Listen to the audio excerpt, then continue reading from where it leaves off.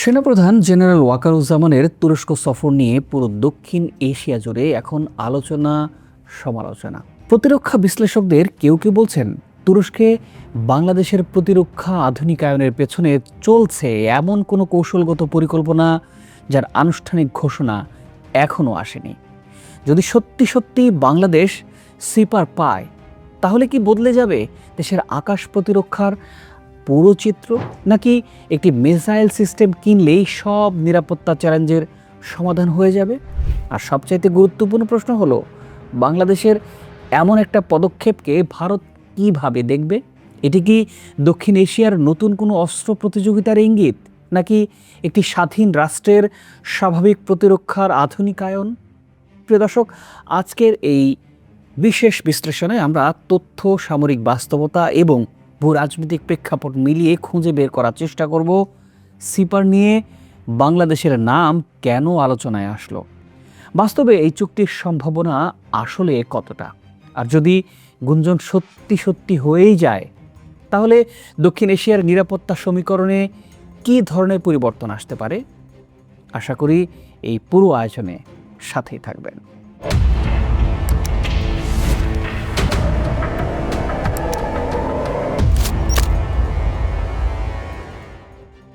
একটি গোপন সামরিক চুক্তি, একটি রহস্যময় ক্রেতা, আর বাংলাদেশ সেনাপ্রধানের তুরস্ক সফর, সব মিলিয়ে একই সূত্রে গাঁথা কি?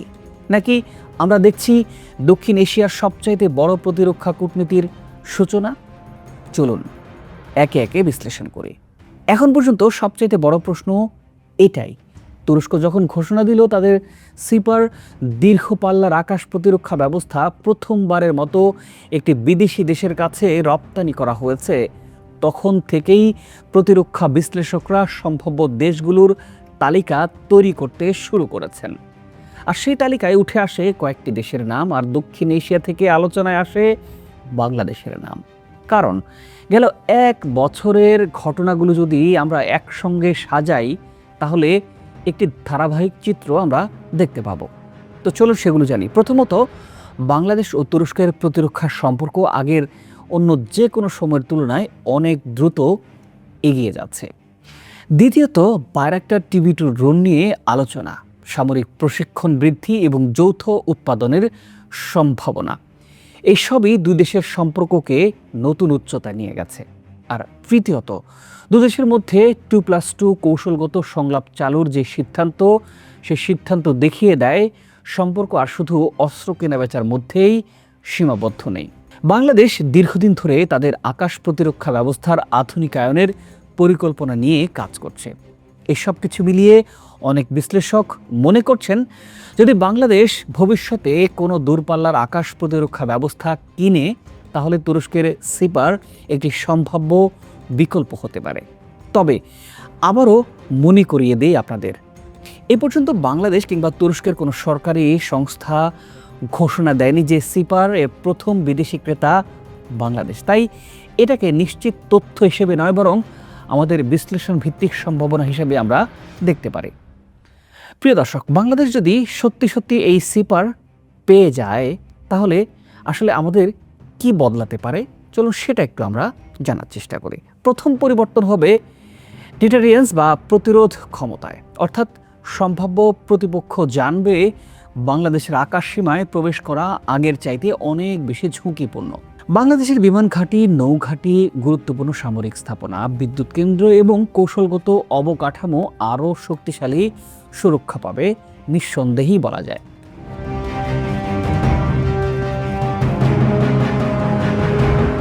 তৃতীয়ত, বাংলাদেশের বিমান বাহিনীর ভবিষ্যৎ আধুনিকায়নের সঙ্গে একটি দীর্ঘ পাল্লার এয়ার ডিফেন্স যুক্ত হলে সেটা একটা সমন্বিত প্রতিরক্ষা কাঠামো গঠনে সহায়ক হতে পারে। কিন্তু শুধু মিসাইল কিনলে কি সব সমস্যার সমাধান সম্ভব? একদমই না। আধুনিক আকাশ প্রতিরক্ষা শুধু একটা ক্ষেপণাস্ত্রের উপর নির্ভর করে না, এর জন্য দরকার উন্নত 3D রাডার, দূরপাল্লার নজরদারি ব্যবস্থা, command and control network, data link, electronic warfare সক্ষমতা, ফাইটার এয়ারক্রাফটের সঙ্গে সমন্বয় এবং সর্বোপরি প্রশিক্ষিত জনবল। অর্থাৎ সিপার কিংবা অন্য কোনো আধুনিক ব্যবস্থা একটি বড় প্রতিরক্ষা নেটওয়ার্কের অংশ হিসেবেই কার্যকর হয়। ভারত কিভাবে দেখবে আমাদের এই পরিবর্তনকে? বাংলাদেশ একটা স্বাধীন ও সার্বভৌম রাষ্ট্র। নিজস্ব নিরাপত্তা প্রয়োজন অনুযায়ী প্রতিরক্ষা সরঞ্জাম কেনার অধিকার বাংলাদেশের আছে। ভারতও একইভাবে বিভিন্ন দেশ থেকে উন্নত অস্ত্র সংগ্রহ করে। তাই বাংলাদেশের প্রতিরক্ষা আধুনিকায়নে সরাসরি কোনো দেশের বিরুদ্ধে পদক্ষেপ হিসেবে দেখা ঠিক হবে না। তবে বাস্তবতা হলো, দক্ষিণ এশিয়ায় যখনই কোনো দেশ নতুন সামরিক সক্ষমতা অর্জন করে, প্রতিবেশী দেশগুলো সেটি স্বাভাবিকভাবেই পর্যবেক্ষণ করে। এটাই আন্তর্জাতিক সম্পর্কের হয়তো বাস্তবতা। আমরা দেখেছি বাংলাদেশ যখন সামরিক আপগ্রেডেশন করার চেষ্টা করে, কিংবা আমরা দেখেছি যখন যুদ্ধ বিমান কেনার ইনিশিয়েটিভ নেয়, তখন ভারত বারবার কৌশলগত ভারসাম্য নষ্টের কথা বলে। প্রিয় দর্শক, আমরা সবশেষ একটা বিষয়ে গুরুত্বপূর্ণ প্রশ্নে আসতে পারি। বাংলাদেশ কি সত্যি তুরস্কের এই সিপার কিনতে পারে বা কেনার উদ্যোগ নিয়েছে আড়ালে?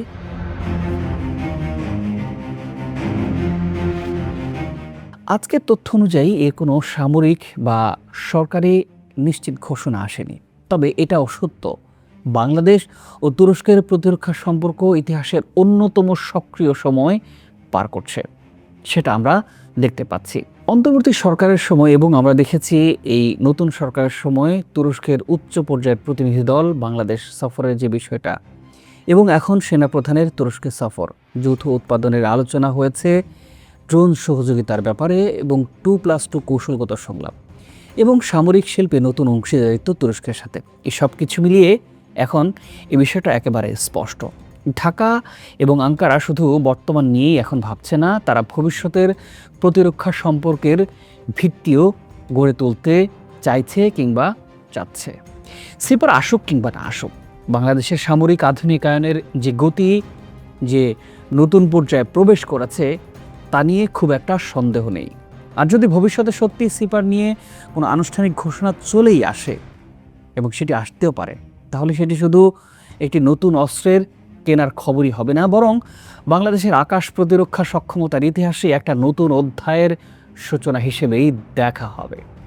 প্রিয় দর্শক, তাহলে আপনার কি মনে হয়, তুরস্কের সেই রহস্যময় সিপার ক্রেতা কি সত্যি বাংলাদেশ, নাকি আন্তর্জাতিক মহলে চলা এই জল্পনার পেছনে আছে অন্য কোনো দেশ? প্রিয় দর্শক, আপনার মূল্যবান মতামত জানাতে পারেন আমাদের। ভিডিওটি যদি ভালো লাগে, প্রিয়জনদের সাথে শেয়ার ও লাইক করতে পারেন। আমাদের চ্যানেলটি সাবস্ক্রাইব করে বেল আইকনটি অন করে রাখতে পারেন, তাহলে আগামী বিশ্লেষণগুলো আগেই দেখতে পাবেন। আমি শাহাদাত হোসেন, আজ বিদায় নিচ্ছি। ভালো থাকুন, সুস্থ থাকুন, দেখা হবে পরের বিশ্লেষণে।